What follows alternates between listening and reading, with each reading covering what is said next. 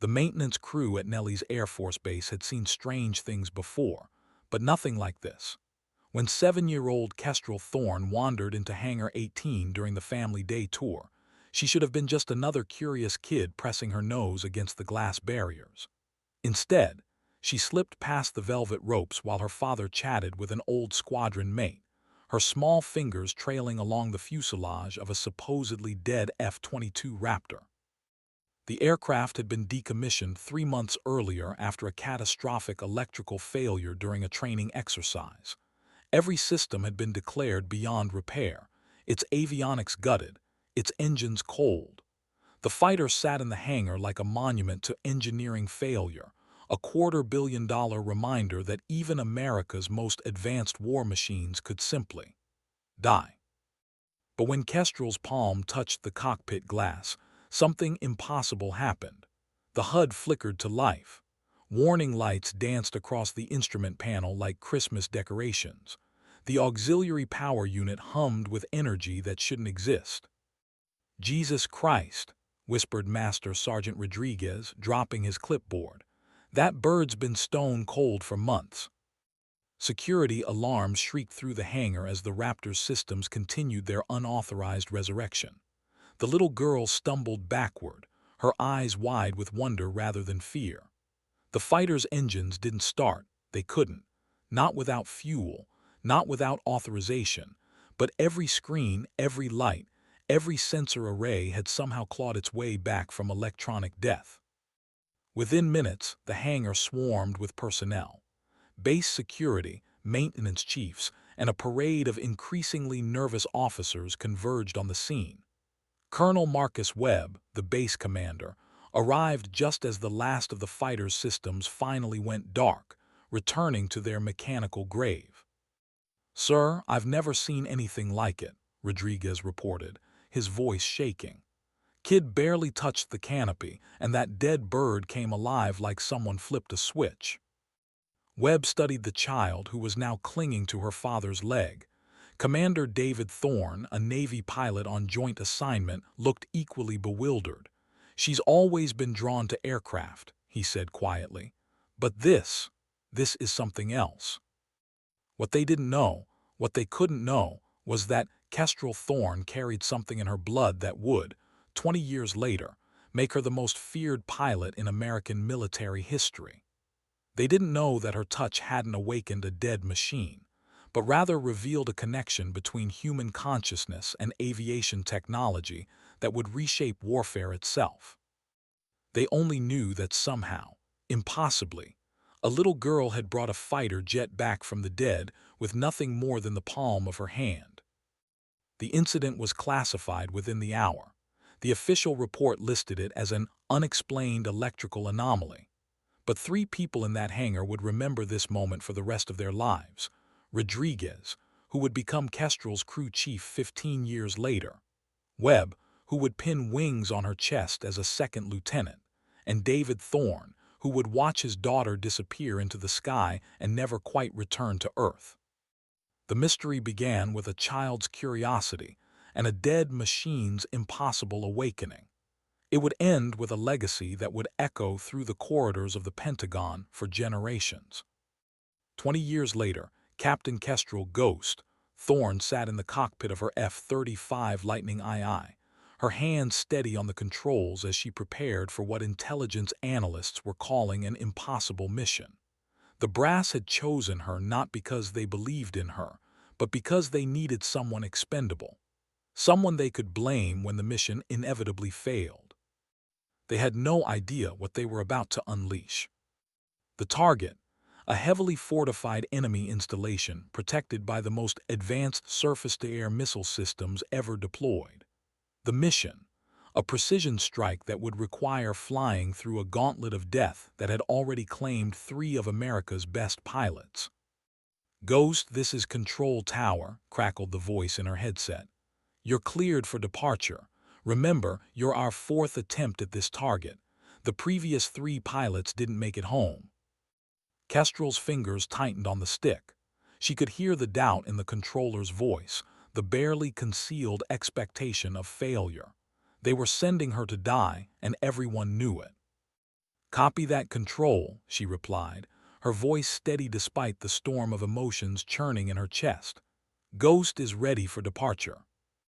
The F-35's engines roared to life, their twin turbofans producing a sound that seemed to vibrate through her bones. She felt the familiar connection, the strange harmony between her consciousness and the aircraft's systems that had puzzled engineers since her first solo flight. Her instruments weren't just displaying data, they were singing to her, telling her stories about wind patterns and thermal currents that no training manual had ever described. As she taxied toward the runway, Kestrel thought about the hangar incident 20 years ago. Her father had told her the story 100 times, but she'd always assumed it was just a childhood fantasy, a tale that had grown in the telling. Now, feeling the lightning systems respond to her thoughts as much as her hands, she wondered if there had been more truth to it than anyone realized. The runway stretched before her like a ribbon of possibility. In 30 minutes, she would either be dead or have accomplished something that 3 better pilots had failed to achieve. The Pentagon expected failure. Her squadron expected failure. Hell, she half expected failure herself. But as the Lightning's wheels left the ground and she climbed into the pale morning sky, Kestrel Thorne felt something she'd never experienced before. The absolute certainty that she was exactly where she belonged. The mission that would make her a legend was about to begin. "Ghost, you're entering hostile airspace in 30 seconds, the AWACS controller warned. "Multiple bogies on scope, bearing 270. You are cleared to engage." Kestrel's HUD painted the sky with targeting information. 8 enemy fighters, probably Chinese J-20s, were vectoring toward her position. The smart play would be to turn around, to live to fight another day. But the target below was too important, and too many good pilots had already died trying to reach it. "Copy, Control, Ghost is going in." She pushed the Lightning into a shallow dive, watching the altimeter unwind as she dropped toward the deck. The enemy fighters were closing fast, their radar signatures burning bright on her threat display. Her hands moved across the controls with practiced precision, but there was something else guiding her movements, an intuition that seemed to flow directly from the aircraft's sensors into her nervous system. The first missile-lock tone sounded in her headset, then another, then a third. "Multiple missile launches detected," her RWR announced in its emotionless synthetic voice. "Recommend immediate evasive action." Kestrel didn't respond to the warning. Instead, she closed her eyes for just a moment, feeling the lightning systems merge with her consciousness. When she opened them again, she wasn't just flying the aircraft, she was the aircraft. The dogfight that followed would be studied in military academies for decades. But for Kestrel Thorne, it felt less like combat and more like a dance she'd been practicing her entire life. The missiles came first, white contrails of death streaking across the blue sky. Kestrel threw the Lightning into a series of impossible maneuvers, her aircraft bending physics in ways that should have torn it apart.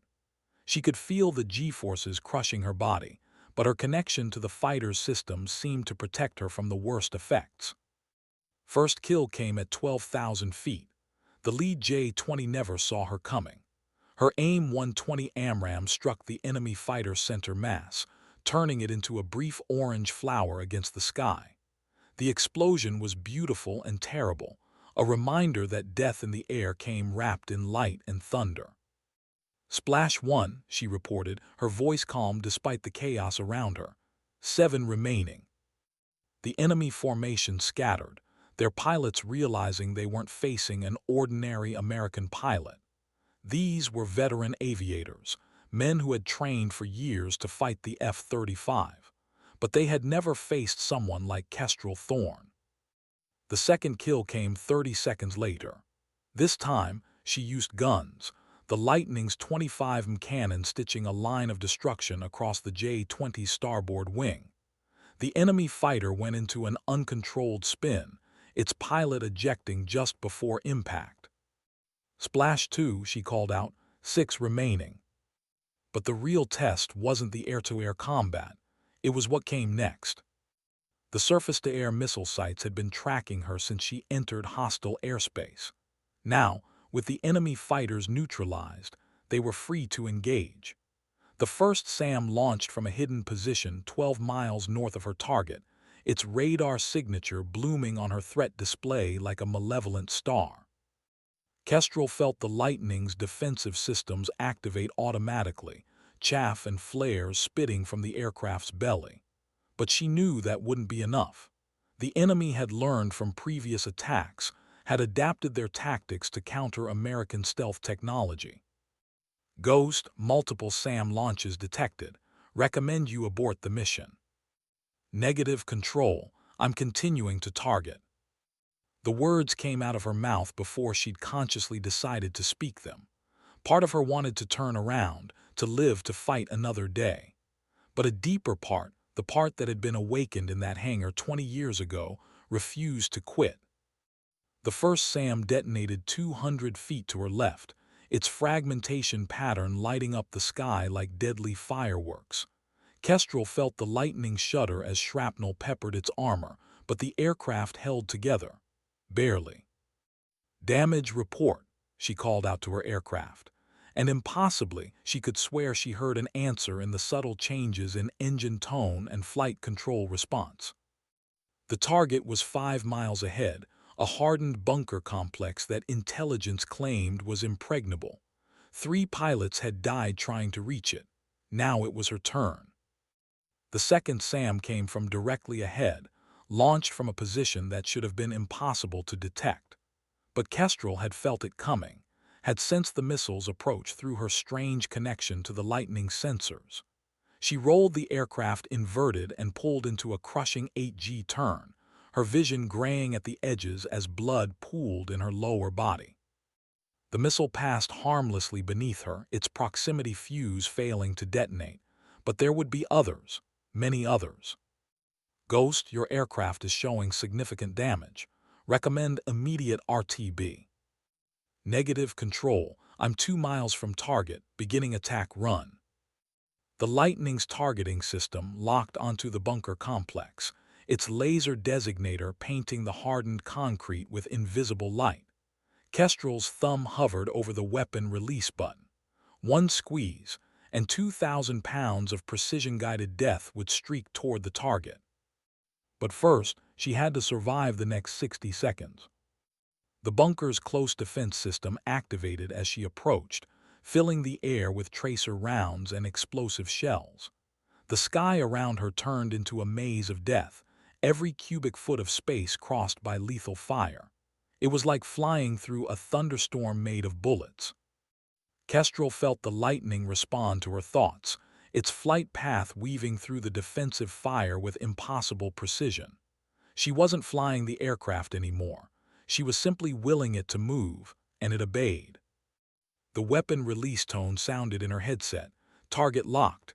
Range optimal. All systems green. "Fox 3, she called out, pressing the release button. The GBU-31JDAM separated from the Lightning's internal bay with a mechanical thunk. For a moment, it seemed to hang in the air, a dark shape against the bright sky. Then gravity took hold, and 2,000 pounds of American technology began its final journey. Kestrel pulled the Lightning into a climbing turn, watching the bomb's progress on her targeting display. 15 seconds to impact. 10, 5. The explosion that followed was visible from 30 miles away. The bunker complex, which had been carved into solid rock by Chinese engineers, simply ceased to exist. In its place was a crater that would be visible on satellite imagery for years to come. "Target destroyed," she reported, her voice steady despite the magnitude of what she'd just accomplished. "Ghost is RTB." But the mission wasn't over, not yet. The flight home was a nightmare of damaged systems and pursuing fighters. The Lightning's stealth coating had been compromised by the defensive fire, making her visible to enemy radar. Her fuel was running low, and several critical systems were operating on backup power. More enemy fighters were scrambling to intercept her, their pilots eager to claim the kill on the American pilot who had done the impossible. Intelligence counted at least 12 aircraft vectoring toward her position, with more launching every minute. "Ghost, you've got multiple bogies closing on your position," the AWACS controller warned. "Recommend you find somewhere to hide." Kestrel looked at her fuel gauge and did the math. She had maybe 20 minutes of flying time left, and she was still 200 miles from friendly territory. The pursuing fighters would catch her long before she reached safety. Unless she did something unpredictable. "Control, Ghost is going dark," she transmitted. "I'll contact you when I'm feet dry." Before the controller could respond, she switched off her radio and transponder. The lightning disappeared from friendly radar, becoming just another ghost in the vast sky. What happened next would become the stuff of legend. Kestrel Thorne, flying a damaged aircraft with minimal fuel, somehow evaded 12 enemy fighters and made it home. The exact details of her escape remained classified, but the pilots who debriefed her spoke in hushed tones about maneuvers that seemed to defy physics. She landed at Nellis Air Force Base 37 minutes later, her aircraft's engines flaming out just as the Lightning's wheels touched the runway. The fighter rolled to a stop in front of the same hangar where, 20 years earlier, a little girl had brought a dead machine back to life. Master Sergeant Rodriguez was waiting for her, his hair now gray but his eyes still sharp. He'd been her crew chief for 3 years, and he'd seen her do things that other pilots claimed were impossible. "Hell of a thing, Captain," he said as she climbed out of the cockpit. "3 pilots tried that mission. You're the only one who came back." Kestrel looked at the Lightning's battle-damaged fuselage, its armor pocked with shrapnel holes and scorch marks. The aircraft had taken a beating, but it had brought her home, just like it always did. "She's a good bird, Rodriguez," she said quietly. "The best I've ever flown." The sergeant nodded, but his expression was thoughtful. "Captain, can I ask you something?" "Shoot." "How do you do it? The other pilots, they're good. Hell, they're some of the best we've got, but you're something else. It's like you and the bird are connected somehow." Kestrel thought about the hangar incident, about the strange harmony she felt with every aircraft she flew. She thought about the way her instruments seemed to sing to her, about the intuition that guided her through impossible situations. "I don't know, Rodriguez," she said finally. "Maybe I just got lucky." But as she walked away from the Lightning, she could swear she heard the aircraft's engines cooling down in a rhythm that sounded almost like a heartbeat. And for just a moment, she wondered if the connection went both ways, if the machines felt something too. The mission that made her famous was over, but the mystery of Kestrel Thorne was just beginning. The Pentagon's reaction to her success was swift and predictable. Within hours of her return, Kestrel found herself in a windowless briefing room, facing a panel of senior officers who looked like they'd rather be anywhere else. "Captain Thorne," said General Patricia Hayes, the Air Force's Deputy Chief of Staff for Operations, "what you accomplished today was unprecedented. 3 experienced pilots failed to complete this mission. You succeeded against impossible odds." Kestrel sat at attention, her flight suit still damp with sweat. "Thank you, ma'am. I was just doing my job."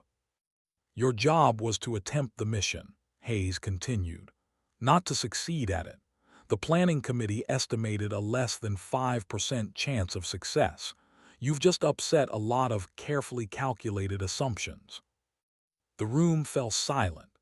Kestrel could hear the air conditioning humming in the walls, a mechanical sound that reminded her of the Lightning's engines. She wondered if the aircraft was being examined right now, if technicians were trying to figure out how it had survived damage that should have been fatal.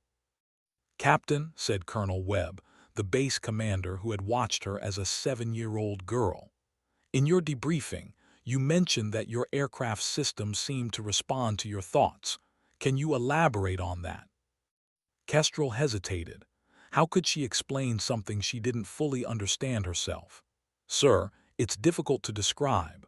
Sometimes when I'm flying, it feels like the aircraft and I are connected, like we're working together rather than me just controlling the machine. The officers exchanged glances. She could see the skepticism in their eyes, the assumption that she was either lying or delusional. But Colonel Webb's expression was different. He looked like a man remembering something he'd tried to forget. "Captain, have you ever experienced anything like this before?" asked Dr. Sarah Mitchell, a civilian psychologist who specialized in pilot performance. "Any unusual connections to aircraft or machinery?" "No, ma'am, not that I can recall." It was a lie, and they all knew it. But some truths were too strange to speak aloud in a room full of skeptics. The debriefing continued for 3 hours. They asked about her flight path, her evasive maneuvers, her weapon systems employment. They wanted to know how she'd survived the SAM engagement, how she'd evaded the pursuing fighters, how she'd made it home on minimal fuel. To each question, Kestrel gave the same answer: training, luck, and a good aircraft. She never mentioned the voices she heard in the engine noise, the way her instruments seemed to whisper tactical advice, or the moment during the dogfight when she'd felt like she was seeing through the lightning sensors rather than her own eyes. "Captain," General Hayes said finally, "I'm recommending you for the Air Force Cross. What you did today was extraordinary." "Thank you, ma'am." "However," Hayes continued, "I'm also recommending that you undergo a full psychological evaluation.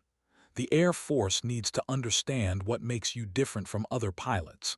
If we can quantify your abilities, perhaps we can train others to replicate them." Kestrel felt a chill run down her spine. She'd seen what happened to pilots who became too interesting to the research community. They disappeared into classified programs, became test subjects rather than warriors. Some never flew combat missions again. "I understand, ma'am." "Dismissed, Captain." Kestrel stood and saluted, then walked out of the briefing room. The corridor beyond was empty, lit by harsh fluorescent lights that made everything look sterile and cold. She could hear her footsteps echoing off the walls, a lonely sound in an empty space. But she wasn't alone, not really. As she walked toward the exit, she passed a window that looked out onto the flight line. Her Lightning was there, surrounded by technicians who were examining every inch of its damaged fuselage. Even from this distance, she could feel a connection to the aircraft, a subtle awareness of its condition. It was hurt, but it would heal, just like she would. The psychological evaluation began the next morning. Dr. Mitchell had set up shop in a small office adjacent to the medical facility, its walls covered with diplomas and certificates that were supposed to make Kestrel feel confident in the doctor's abilities. "Captain Thorne," Mitchell said, settling into her chair with a tablet and stylus, "I want you to know that this conversation is confidential. Nothing you say here will be used against you in any official capacity." Kestrel doubted that, but she nodded anyway. "Yes, ma'am." "Let's start with your childhood. I understand you had an unusual experience at age 7 here on this base. Can you tell me about that?" So they knew. Of course they knew. The Air Force never forgot anything, especially when it involved unexplained phenomena. "I don't remember much about it," Kestrel said carefully. "I was just a kid. I touched an aircraft that was supposed to be decommissioned and it started up, probably just a coincidence." The maintenance records show that the F-22 in question had been completely powered down for 3 months. Its batteries were dead, its fuel cells were empty, and its electrical systems had been physically disconnected. Yet when you touched it, multiple systems activated simultaneously. "Like I said, I don't remember much." Mitchell made a note on her tablet. "Captain, I'm not here to judge you or to create problems for your career, but the Air Force has a legitimate interest in understanding exceptional pilot performance. If you have abilities that could benefit other aviators, don't you think you have a responsibility to share that knowledge?" Kestrel considered this. Part of her wanted to trust the doctor, to finally tell someone about the strange experiences she'd had throughout her flying career. But another part, the part that had kept her alive through impossible missions, warned her to stay silent. "Doctor, I'm just a pilot. I do my job, I follow orders, and I try to bring my aircraft home in one piece. If that makes me exceptional, then I guess I'm exceptional. But I don't have any magic powers or special abilities." "What about the connection you mentioned in your debriefing? The feeling that you and your aircraft are working together?" "That's just pilot intuition. Every good aviator develops it eventually. You learn to listen to your aircraft to feel when something's wrong or right. It's not supernatural, it's just experience." Mitchell nodded, but her expression suggested she wasn't entirely convinced. "Captain, I'm going to show you some footage from yesterday's mission. Your aircraft was equipped with multiple cameras, and we have telemetry data from every system. I want you to watch and tell me what you see." The tablet screen flickered to life, showing the view from the Lightning's nose camera. Kestrel watched herself dodge through the defensive fire around the bunker complex, the aircraft's flight path so precise it looked choreographed. But what struck her most was the timing. She seemed to be reacting to threats before they appeared on her instruments. "How did you know to turn left at the 37-second mark?" Mitchell asked. "Your threat display shows no incoming fire from that direction." Kestrel studied the footage. She remembered the moment clearly. She'd felt danger coming from the left, had turned to avoid it without conscious thought. 3 seconds later, a stream of tracer rounds had passed through the space where she would have been. "I guess I saw movement in my peripheral vision," she said. "Combat situational awareness." "Captain, your head-up display shows you were looking straight ahead. Your peripheral vision couldn't have detected a threat from that angle." They watched the footage for another hour, Mitchell pointing out dozens of moments where Kestrel had seemed to anticipate threats that didn't exist yet. Each time, she offered a rational explanation: pilot instinct, good training, lucky guesses. But the pattern was undeniable.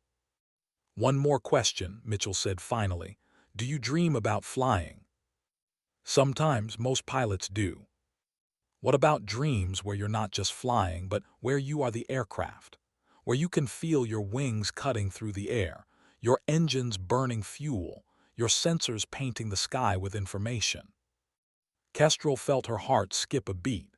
That was exactly what her dreams felt like, not the experience of piloting a machine, but of being a machine, of existing as pure flight, unencumbered by the limitations of human flesh.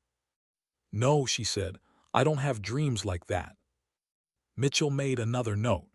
"Captain, I'm going to recommend that you continue with normal flight operations. However, I'd like to schedule follow-up sessions on a weekly basis.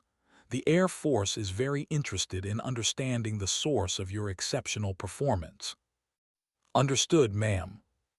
As Kestrel left the doctor's office, she couldn't shake the feeling that she was being watched, not by cameras or security personnel, but by something else, something that had been waiting for her to demonstrate her true capabilities. The Lightning was waiting for her in the hangar, its repairs nearly complete.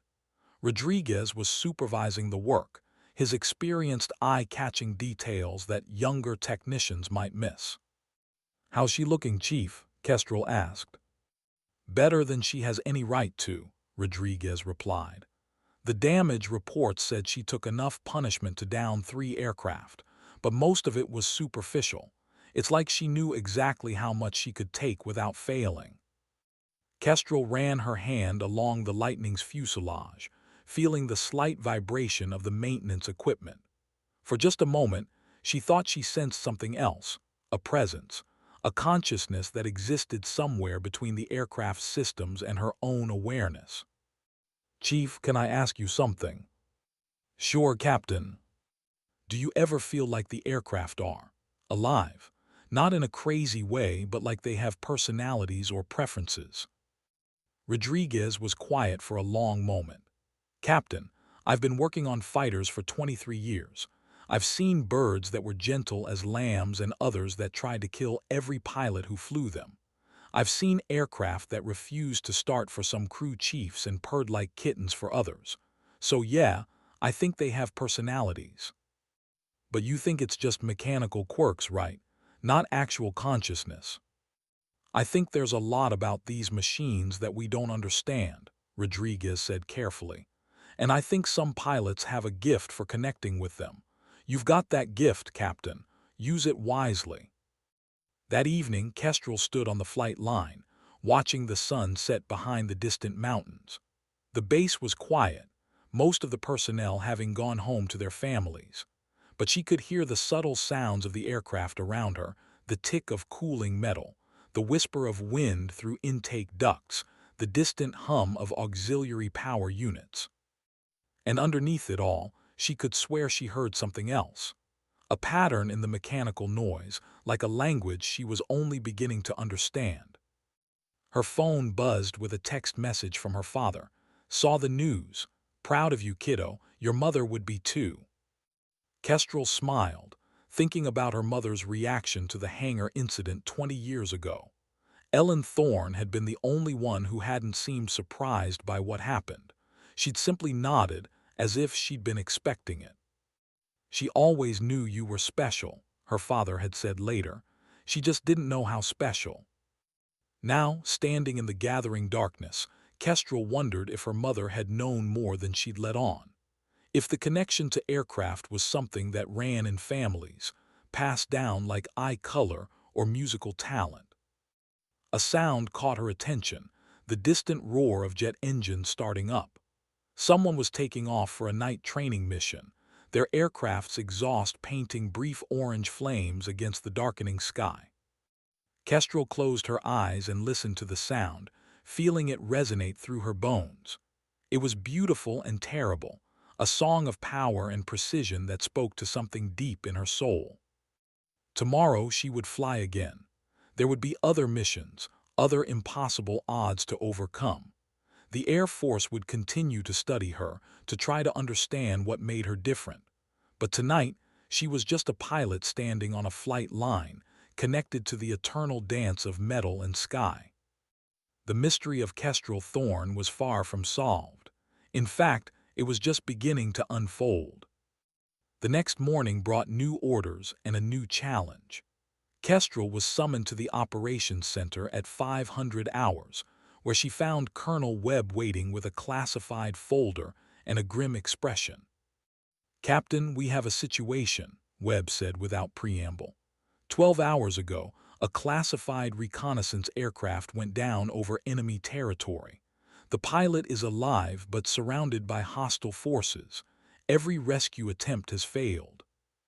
Kestrel studied the mission briefing, her heart sinking as she read the details. The downed pilot was Lieutenant Colonel Marcus "Torch" Davidson, one of the Air Force's most experienced reconnaissance aviators. He'd been flying a highly classified mission when his aircraft had been damaged by enemy fire. "Sir, the mission profile shows that 3 rescue attempts have already failed. 2 helicopters were shot down, and an F-16 was forced to abort due to heavy SAM activity. What makes you think I can succeed where they failed?" Webb's expression was carefully neutral. "Because, Captain, you seem to have a talent for accomplishing impossible missions. The Joint Chiefs have specifically requested that you lead this rescue operation."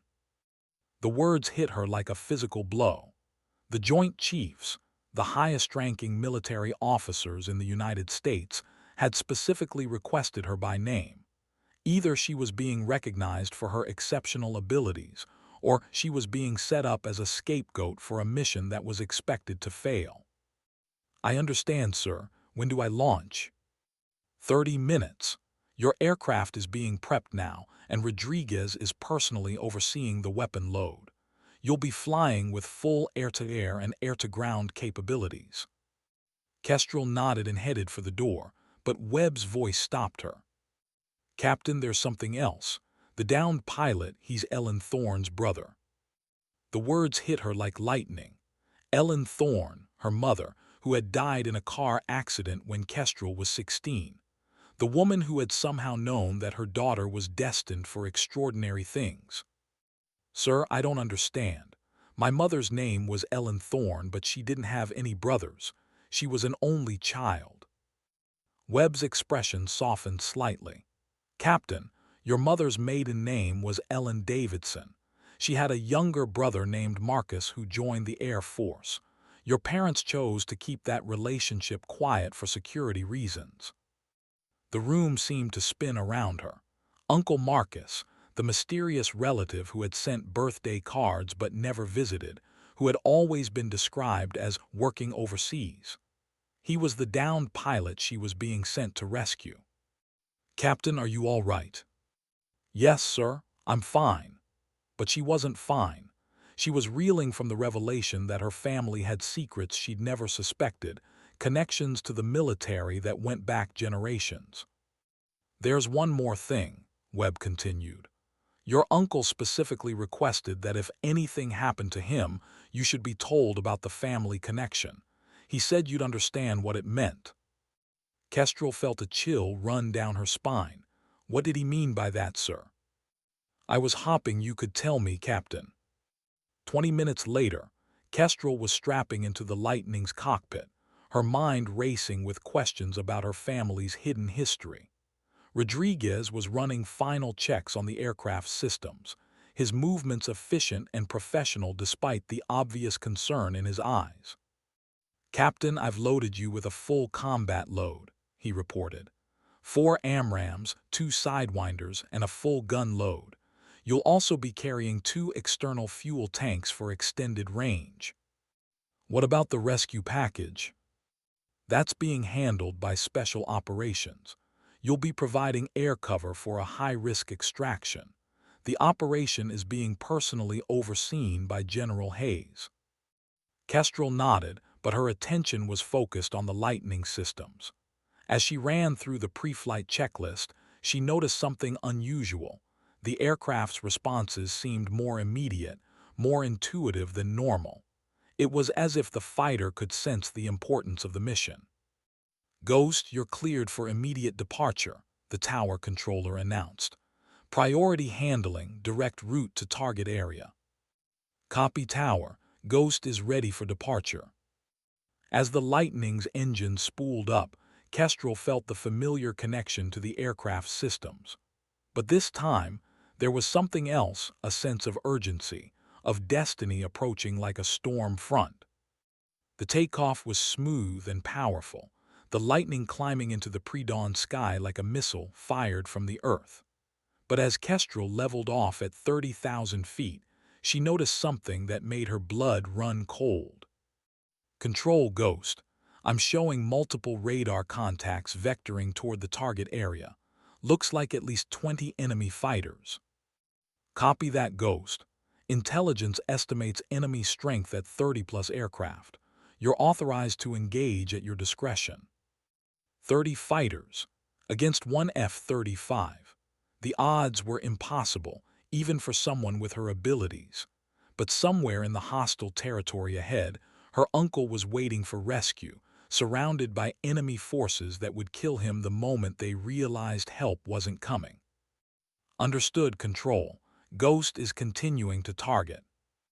The next hour would test every skill she'd developed, every instinct she'd honed, every aspect of the mysterious connection that linked her to the aircraft she flew. But first, she had to survive the largest air battle since World War II.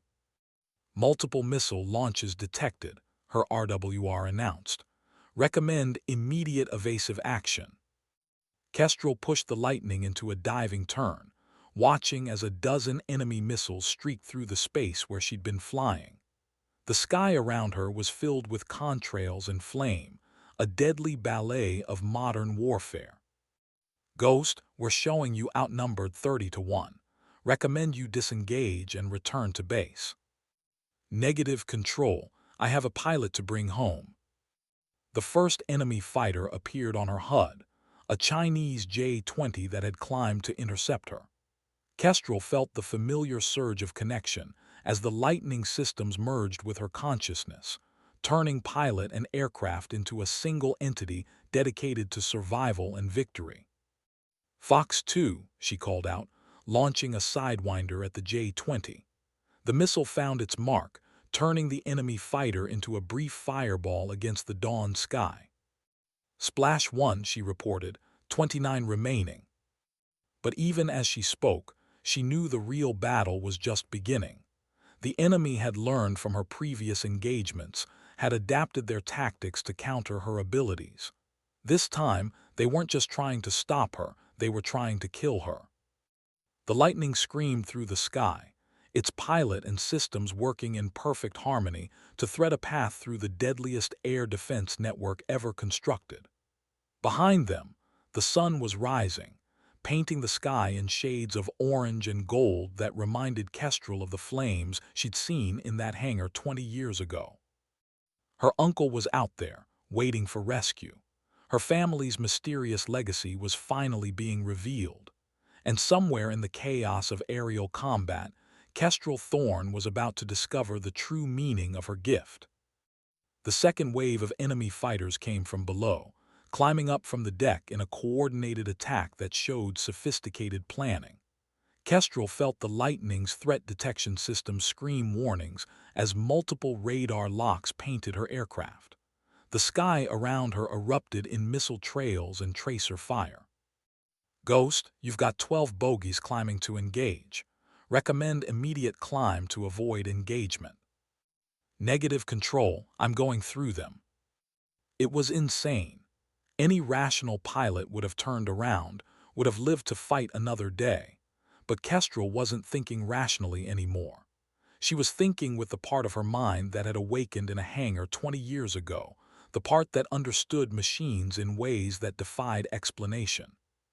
The Lightning rolled inverted and dove toward the climbing fighters, its pilot's hands moving across the controls with supernatural precision. Kestrel could feel the aircraft's systems responding to her thoughts, the fighter's weapons and sensors integrating with her consciousness, until she couldn't tell where the machine ended and she began. "Fox 3, she called out, launching an AMRAAM at the lead fighter. The missile streaked away, its solid-fuel rocket motor painting a white line across the sky. Impact came 5 seconds later, the enemy J-20 disintegrating in a ball of fire and debris. "Splash 2, continuing engagement." The remaining fighters scattered, their pilots realizing they weren't facing a normal opponent. But Kestrel was already moving, the Lightning pulling through a crushing 9G turn that should have incapacitated her. Instead, she felt energized, connected to the aircraft's systems in ways that made the physical punishment irrelevant. Third kill came from guns, the Lightning's cannon stitching a line of destruction across another J-20's fuselage. The enemy pilot ejected just before his aircraft exploded, his parachute deploying against the brightening sky. "Splash 3, 9 remaining in this group." But the real threat wasn't the fighters. It was the SAM sites that had been tracking her since she entered hostile airspace. The first missile launch came from a hidden position 20 miles northeast, its radar signature blooming on her threat display like a malevolent flower. "Multiple SAM launches detected. Recommend immediate evasive action." Kestrel felt the Lightning's defensive systems activate, chaff and flare spitting from the aircraft's belly. But she knew it wouldn't be enough. The enemy had learned from her previous mission, had positioned their missiles to create an inescapable killing field. Unless she did something they weren't expecting. "Control, Ghost is going dark. I'll re-establish contact when I reach the target area." "Ghost, negative. Maintain radio contact at all times." But Kestrel was already switching off her radio and transponder, the Lightning disappearing from friendly radar as she dropped to 50 feet above the deck. The landscape below was a blur of mountains and valleys, terrain that would provide cover from the searching enemy radars. Flying at that altitude, at that speed, was like threading a needle while blindfolded. One mistake, one moment of inattention, and she would become a crater in the mountainside. But the Lightning seemed to know exactly where to go. its terrain following radar painting a three-dimensional map of the world ahead. She could feel the aircraft's systems working in perfect harmony, the fighter's sensors and flight controls responding to her thoughts as much as her physical inputs. It was like being part of a vast, complex organism, a fusion of human consciousness and machine intelligence that created something greater than the sum of its parts. The enemy fighters were still searching for her, their radars sweeping the sky uselessly. They knew she was out there, knew she was coming for the downed pilot, but they couldn't find her. The lightning had become a ghost in truth, invisible to their sensors and as elusive as smoke. 20 minutes later, she found the target area.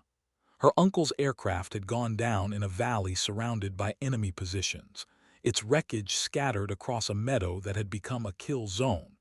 Intelligence reports showed at least a company of enemy soldiers surrounding the crash site, with more reinforcements arriving every hour. "Ghost, this is Rescue 1, a voice crackled over the emergency frequency. "We're in position and ready to extract the package, but we need you to clear the LZ first." Kestrel switched back to tactical frequency, her radio coming alive with urgent transmissions. "Rescue 1, Ghost. I'm 3 minutes out. Be advised, I'm showing heavy enemy presence around the crash site." "Copy that, Ghost. The package is alive and mobile, but he's surrounded. You'll need to create a corridor for extraction." The lightning crested a ridge and the valley spread out below her, a perfect bowl of death filled with enemy soldiers and anti-aircraft weapons. She could see her uncle's position, a small cluster of rocks where a lone figure was hiding from the searching enemy patrols. "Control, Ghost. I'm beginning my attack run. Recommend all friendly forces stay clear of the target area." "Roger, Ghost, you're cleared hot. Bring our pilot home." The Lightning's targeting system locked onto the first enemy position, a SAM site that had been concealed among the trees. Kestrel felt the familiar surge of connection as the aircraft's weapon systems merged with her consciousness, turning her into a precision instrument of destruction. "Fox 3, she called out, launching her last AMRAAM at the SAM site. The missile streaked away, its terminal guidance system painting the target with lethal accuracy. The explosion that followed was visible from miles away, a pillar of fire and smoke that announced her arrival to every enemy in the valley. But the SAM site was just the beginning. The valley was filled with enemy positions, each one a threat to the rescue operation, and she was running out of missiles. "Rescue 1, Ghost. I'm Winchester on AMRAAMs, switching to guns and rockets." "Copy that, Ghost. We're standing by." The Lightning rolled into a diving attack, its pilot's hands steady on the controls as she lined up on the next target. The enemy soldiers were firing back now, their small arms and machine guns creating a web of tracer fire that lit up the valley like a deadly light show. But Kestrel was no longer thinking about the enemy fire. She was thinking about her uncle, hiding in the rocks below while enemy soldiers closed in on his position. She was thinking about her mother, who had somehow known that this moment would come. And she was thinking about the little girl who had brought a dead fighter back to life with nothing more than the touch of her hand. The Lightning's cannon roared to life, its 25 shells stitching a line of destruction across the enemy positions. Each burst was precisely placed, each shot finding its target with supernatural accuracy. It was like watching a master artist work, turning the chaos of combat into a deadly symphony. "Good hits, Ghost," Rescue 1 called out. "The LZ is clear, we're going in." But the mission wasn't over. Not yet. More enemy reinforcements were arriving, their vehicles streaming into the valley like ants converging on a piece of food. And somewhere in the mountains above, she could hear the distinctive sound of enemy helicopters approaching. "Ghost, multiple helicopters inbound from the north. They're going to try to cut off the extraction." Kestrel looked at her fuel gauge and weapon status. She had maybe 10 minutes of flying time left, and her ammunition was running dangerously low. But the rescue helicopter was on the ground now, its crew working frantically to extract her uncle from his hiding place. Rescue 1, how long until you're airborne? 2 minutes, Ghost. The package is wounded but mobile. 2 minutes. She had to hold off an entire enemy force for 2 minutes with minimal fuel and ammunition. It was impossible. But then again, she'd been doing impossible things her entire career. The enemy helicopters crested the ridge, their ugly shapes silhouetted against the morning sky. Kestrel felt the lightning respond to her thoughts, the aircraft rolling into an intercept course that would put her directly in the path of the enemy formation. Fox 2, she called out, launching her last sidewinder at the lead helicopter. The missile found its mark, turning the enemy aircraft into a brief fireball. But there were 3 more behind it, and she was out of missiles. Splash 1 helicopter, engaging remaining aircraft with guns. The dogfight that followed was unlike anything in the history of aerial combat. A single F-35 against 3 enemy helicopters, fought at treetop level in a mountain valley, while a rescue operation played out below. It was the kind of engagement that military historians would study for decades, trying to understand how one pilot had managed to defeat impossible odds. But for Kestrel, it felt like the most natural thing in the world. The lightning systems merged with her consciousness, the aircraft becoming an extension of her will. She could feel the enemy helicopters' movements before they made them, could anticipate their tactics with uncanny accuracy.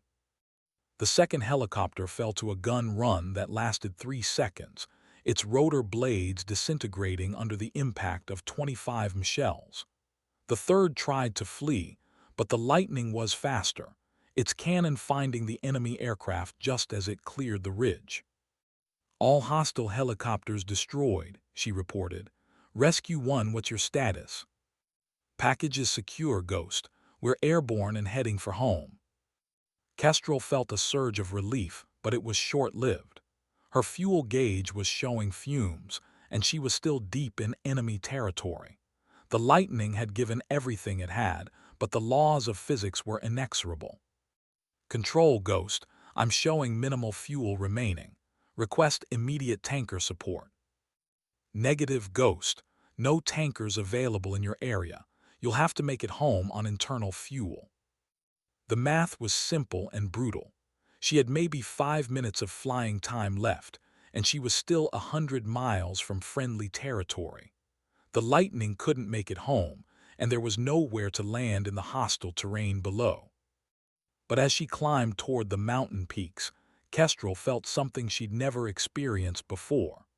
The lightning system seemed to be responding to her desperation, the aircraft's fuel consumption dropping as if the fighter were somehow making itself more efficient.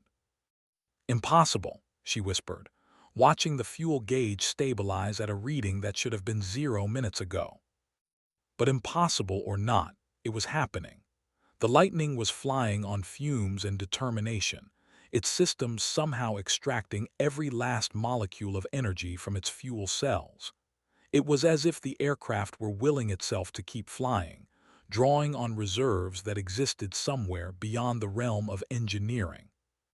The border appeared ahead, a line on the map that meant the difference between life and death. Kestrel felt the lightning's engines finally beginning to wind down, their fuel supplies exhausted. But they were over friendly territory now, and she could see the runway at Nellie's Air Force Base in the distance. Tower, Ghost. Emergency landing, fuel exhaustion. Roger, Ghost. You're cleared for immediate landing any runway. The lightning touched down with its engines flaming out, rolling to a stop just as the last of its momentum was exhausted. Kestrel sat in the cockpit for a long moment, her hands still gripping the controls, her mind trying to process what had just happened. She had rescued her uncle, she had survived impossible odds, and she had discovered that her connection to aircraft went deeper than she'd ever imagined. Rodriguez was waiting for her as she climbed out of the cockpit, his expression a mixture of relief and amazement. "Captain, that bird should have been out of fuel 20 minutes ago. How did you make it home?" Kestrel looked at the Lightning's fuel gauges, all of which showed empty. "I don't know, Chief. Maybe we got lucky." But as she walked away from the aircraft, she could swear she heard something in the cooling engines, a sound like a sigh of exhaustion, like a machine that had given everything it had to bring its pilot home. The mystery of Kestrel Thorne had just become a lot more complicated. 3 hours later, Kestrel was sitting in a hospital room watching her uncle sleep. Lieutenant Colonel Marcus Davidson looked smaller than she'd expected, his face pale and drawn from his ordeal. But his eyes were alert, and when he saw her, he smiled. "Kestrel," he said quietly, "you look just like your mother." "Uncle Marcus, I'm sorry I never knew about you." "Your parents had their reasons, the work I do. It's better if people don't know about family connections." He paused, studying her face. "But Ellen always said you were special. She knew you'd follow the family tradition." "What family tradition?" Marcus was quiet for a long moment. "Your great-grandfather was a pilot in World War II. He flew P-51 Mustangs over Europe, and he had a reputation for impossible victories. Your grandfather flew F-4 Phantoms in Vietnam, and he survived missions that should have killed him. Your mother could have been a pilot too, but she chose a different path." "What are you saying?" "I'm saying that what you can do, the connection you have with aircraft, it runs in families. We've always been able to communicate with machines, to understand them in ways that other people can't." Kestrel felt a chill run down her spine.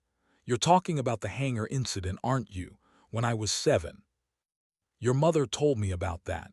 She said you brought a dead fighter back to life with just your touch." Marcus reached over and took her hand. "Kestrel, our family has been protecting this secret for generations. We're not just pilots, we're something else. Something that the government would very much like to study. The psychological evaluations are just the beginning. If they ever figure out what you really are, what you can really do, they'll never let you fly again.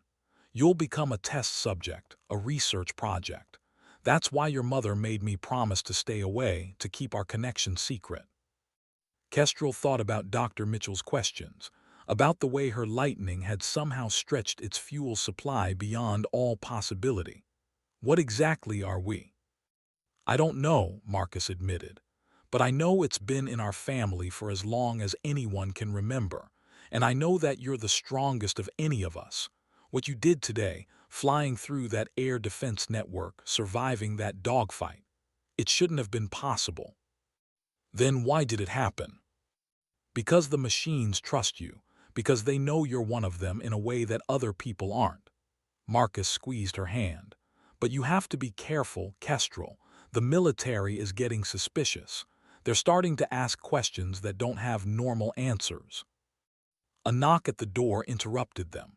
General Hayes entered, followed by Dr. Mitchell and Colonel Webb. Their expressions were serious, and Kestrel knew that the conversation she'd been dreading was about to begin. "Captain Thorne," Hayes said, "I think it's time we had a more detailed discussion about your abilities." The room fell silent. Kestrel looked at her uncle, who nodded slightly. The secret that had been hidden for generations was finally about to be revealed. "I understand, ma'am," Kestrel said, "but I'm not sure I have any answers that will satisfy you." "We'll see about that," Hayes replied. "Dr. Mitchell has some very interesting theories about your performance patterns, and the engineers have been studying your aircraft's telemetry data. They've found some anomalies." Kestrel felt trapped. Her family's secret was about to be exposed, and there was nothing she could do to stop it. But as she looked at the faces around her, she realized that she had a choice. She could cooperate with their investigation, or she could find a way to protect the mystery that had defined her life. "General," she said finally, "I'll answer your questions, but first I want to know exactly what you plan to do with the information." Hayes smiled, but it wasn't a pleasant expression. "Captain, I think you'll find that's not your decision to make." The battle for Kestrel's future was about to begin, and this time she wouldn't be fighting in the sky. The interrogation room was windowless and sterile, lit by harsh fluorescent lights that made everything look cold and clinical.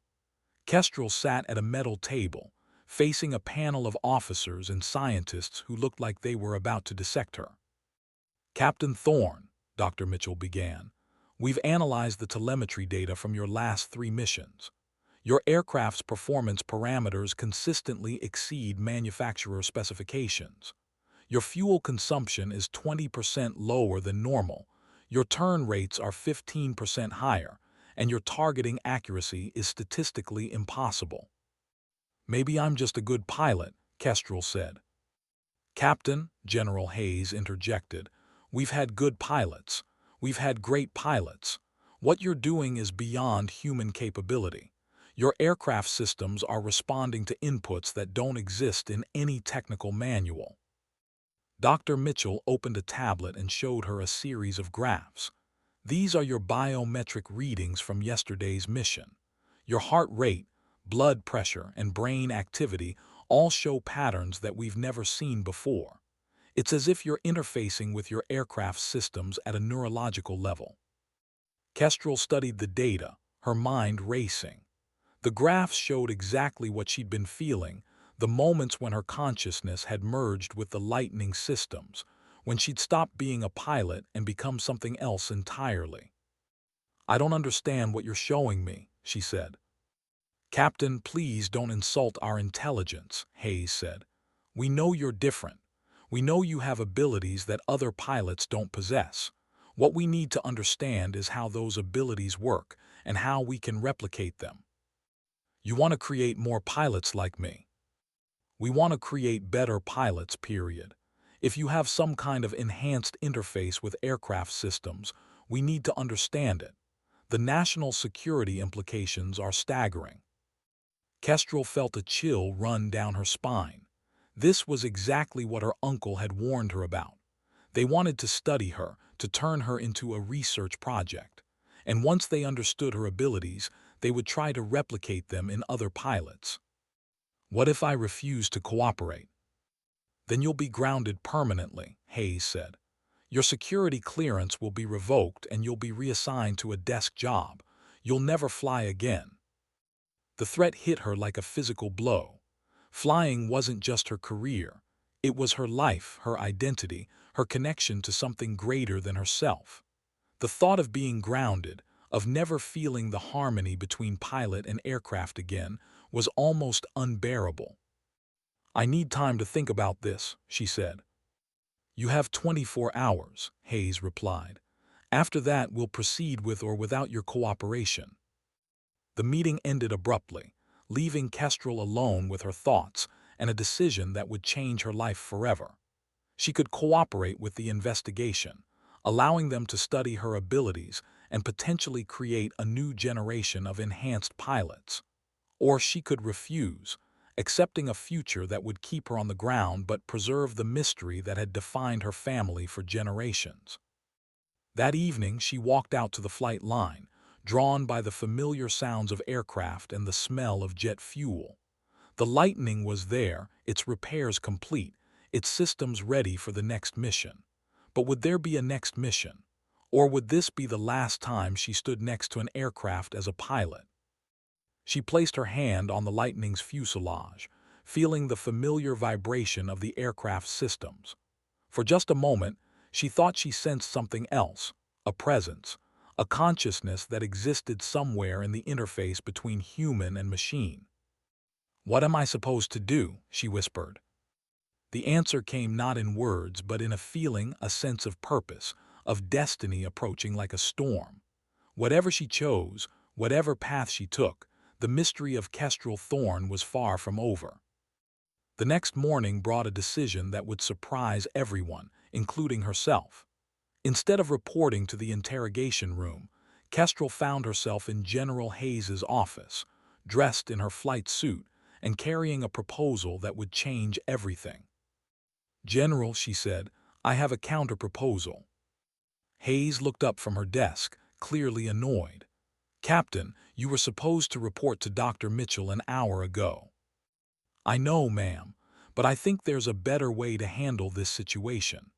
Kestrel placed a folder on the desk. I'm requesting immediate transfer to the Air Force Test Center at Edwards. I want to work with the Experimental Aircraft Division. Captain, that's not how this works. You don't get to dictate the terms of your own investigation. With respect, ma'am, I think I do.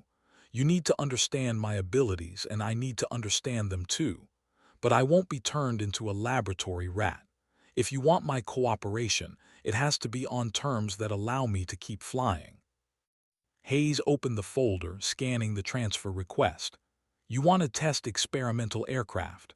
Captain, these are prototype systems that have never been flown before. The risk levels are enormous. I'm willing to take those risks.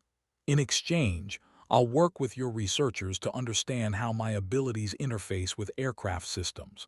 But I do it as a test pilot, not as a test subject. It was a calculated gamble. The Experimental Aircraft Division was always looking for pilots willing to fly untested systems. If she could convince them that her abilities were an asset rather than a curiosity, she might be able to preserve her flying career while still contributing to the research. Hayes was quiet for a long moment, studying the proposal. Captain, what you're suggesting is highly irregular. The experimental division doesn't just accept transfer requests from line pilots. Then make it happen, ma'am. You have the authority to expedite my transfer, and you have a pilot whose abilities could revolutionize air combat. The question is whether you're willing to take advantage of that opportunity. The general's expression was unreadable. Captain, if I approve this transfer, you'll be flying aircraft that exist at the very edge of what's possible. Many of them have never been successfully tested. Some of them have killed their pilots. I understand the risks, ma'am. And you'll still be required to work with Dr. Mitchell and the research team. Your flying duties will be secondary to the investigation of your abilities. As long as I'm still flying, ma'am. Hayes signed the transfer papers with a flourish. Very well, Captain. You report to Edwards Air Force Base in 72 hours. Colonel Sarah Chen will be your new commanding officer. She's been briefed on your unique qualifications. Kestrel felt a surge of relief mixed with apprehension. She was still a pilot, still connected to the aircraft that had defined her life. But she was also stepping into unknown territory, a world where the boundary between human and machine would be tested in ways that no one had ever imagined. Thank you, ma'am. Don't thank me yet, Captain. What you're about to do will either make you a legend or kill you, possibly both. As Kestrel left the general's office, she felt the weight of destiny settling on her shoulders. She was about to become part of something bigger than herself, bigger than the Air Force, bigger than the military. She was about to become part of the future of human flight. The mystery of Kestrel Thorne was entering a new phase, and the sky was about to become a very different place. Edwards Air Force Base sprawled across the Mojave Desert like a monument to human ambition, its runways stretching toward distant mountains that shimmered in the heat. This was where the sound barrier had been broken, where the first supersonic flights had been achieved, where the boundaries of what was possible were constantly being redefined. Kestrel arrived on a Tuesday morning, her belongings packed in a single duffel bag. The landscape was alien after the green hills of Nevada, but there was something about the vast, empty sky that spoke to her. This was a place where miracles happened, where the impossible became routine. Colonel Sarah Chen was waiting for her at the operations center, a compact woman with graying hair and eyes that seemed to see everything. She'd been a test pilot for 15 years, had flown aircraft that existed only in the imagination of engineers and designers. Captain Thorne, Chen said, extending her hand. Welcome to the edge of the world. Thank you, ma'am. I'm looking forward to getting started. I'm sure you are, but first, let me show you what you'll be working with. Chen led her to a hangar that looked like something from a science fiction movie. This is where we keep the projects that don't officially exist. The hangar was filled with aircraft that defied description. Sleek fighters that seemed to bend light around their surfaces, transport planes with wings that moved like living things, and in the center of it all, something that looked more like a spaceship than an airplane. "What is that?" Kestrel asked, pointing to the central aircraft. "That's the X-47C Aurora. It's a prototype sixth-generation fighter that uses what we call adaptive flight systems. The aircraft can literally change its shape and performance characteristics based on mission requirements." Kestrel studied the Aurora, feeling a familiar tingling sensation in her hands. The aircraft seemed to be watching her, its dark surfaces reflecting her image like a mirror. "When do I start flying it?" "Slowly, Captain, very slowly. This isn't like flying a production aircraft. These machines are experimental, unpredictable. They've been known to develop personalities." "Personalities?" Chen's expression was serious. "Captain, you're not the first pilot we've had who seems to have an unusual connection to aircraft. Over the years, we've had several aviators who claimed they could communicate with their machines. Most of them were dismissed as stress cases or eccentric, but a few were like you." "What happened to them?" "Some burned out, couldn't handle the psychological pressure of flying aircraft that seemed to respond to their thoughts. Others became so connected to their machines that they lost track of where the pilot ended and the aircraft began. And a few," Chen paused, "a few disappeared entirely. They went up on test flights and never came back." Kestrel felt a chill despite the desert heat.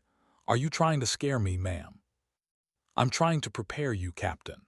What you're about to do is beyond dangerous. You're going to be flying aircraft that exist at the very edge of what's possible, machines that blur the line between technology and something else entirely."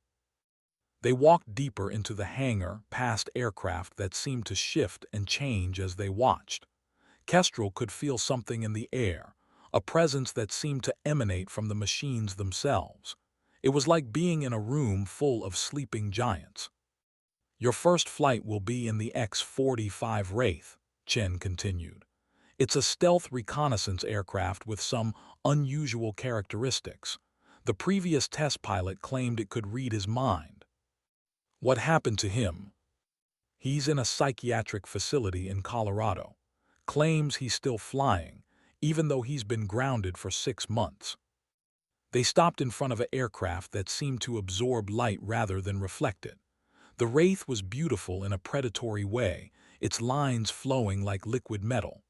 As Kestrel approached, she could swear she heard something, a whisper, a sigh, a sound like wind through metal. "When do I start?" she asked. "Tomorrow morning. But tonight, I want you to spend some time with Dr. Mitchell. She's been studying the psychological profiles of pilots who claim to have unusual connections to aircraft.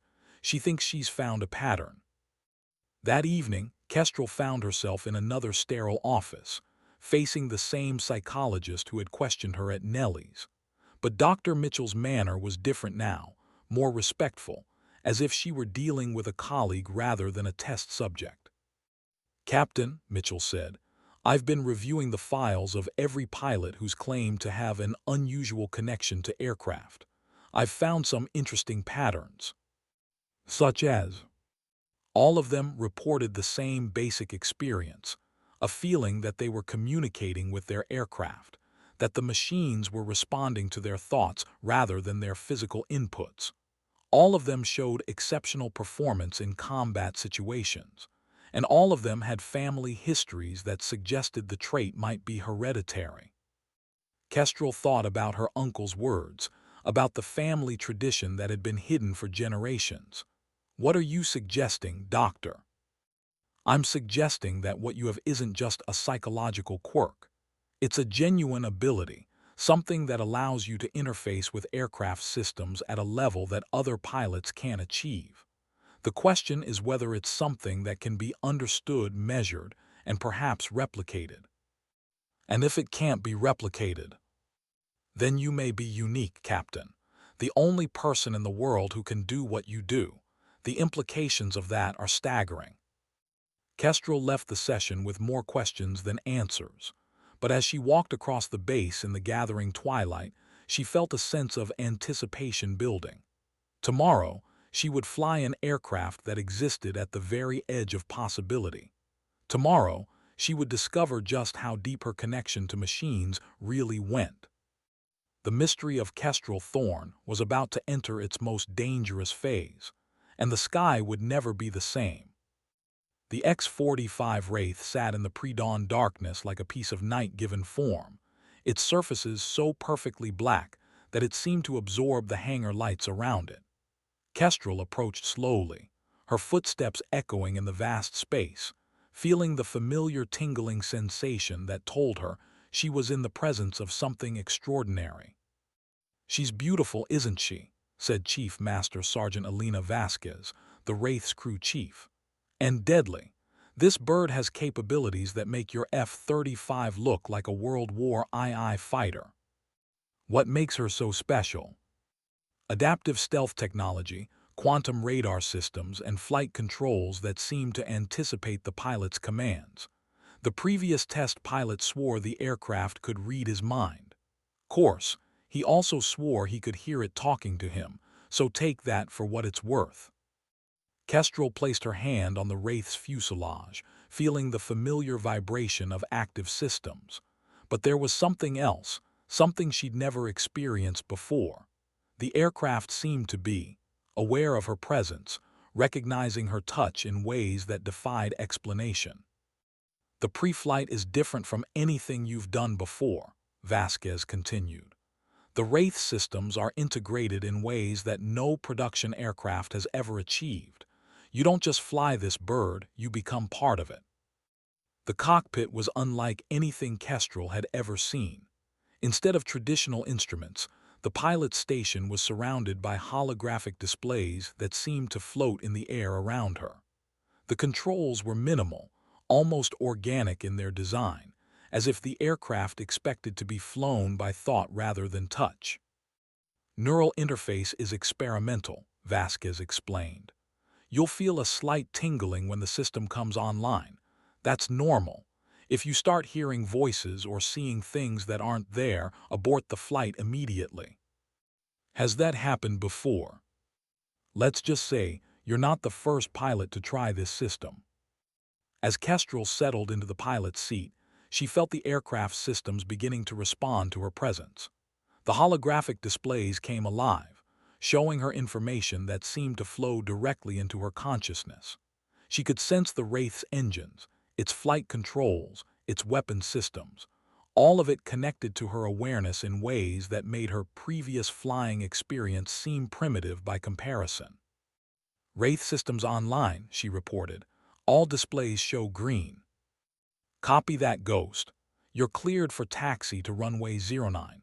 Remember, this is just a familiarization flight. No aggressive maneuvering, no systems testing. Just get a feel for the aircraft." But as the Wraith began to move, Kestrel realized that the normal rules of flight didn't apply. The aircraft seemed to anticipate her commands, responding to her thoughts before she'd consciously formed them.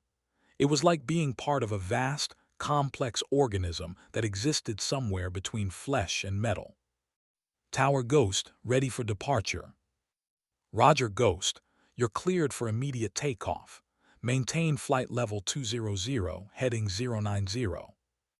The Wraith's engines spooled up with a sound like distant thunder, their power flowing through the aircraft's structure and into Kestrel's bones. As the fighter accelerated down the runway, she felt her consciousness expanding, merging with the aircraft's systems until she couldn't tell where the pilot ended and the machine began. "Positive rate, gear up," she called out, but her voice sounded strange to her own ears, as if it were coming from somewhere else entirely. The Wraith climbed into the desert sky like a creature returning to its natural element. Kestrel could feel the aircraft's joy at being airborne, its systems singing with the harmony of perfect flight. But there was something else, something that made her skin crawl with a mixture of excitement and terror. The aircraft was thinking. not just responding to her commands, but actively participating in the flight. She could sense its awareness, its intelligence, its almost alien perspective on the world below. The Wraith wasn't just a machine.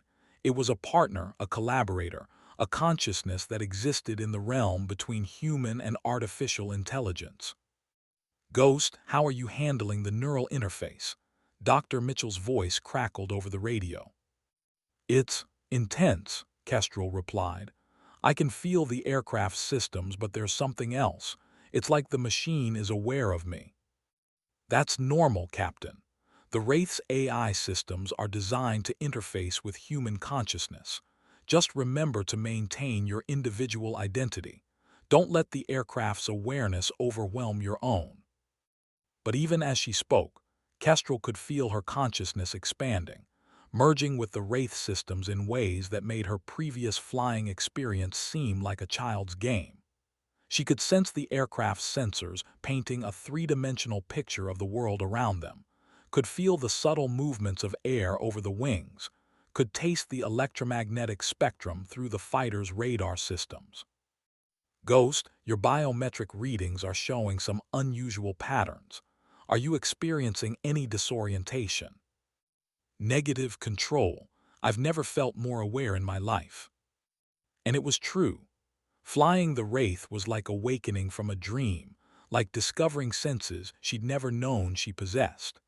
The aircraft's systems were singing to her, telling her stories about wind patterns and thermal currents, about the subtle vibrations that revealed the presence of other aircraft hundreds of miles away.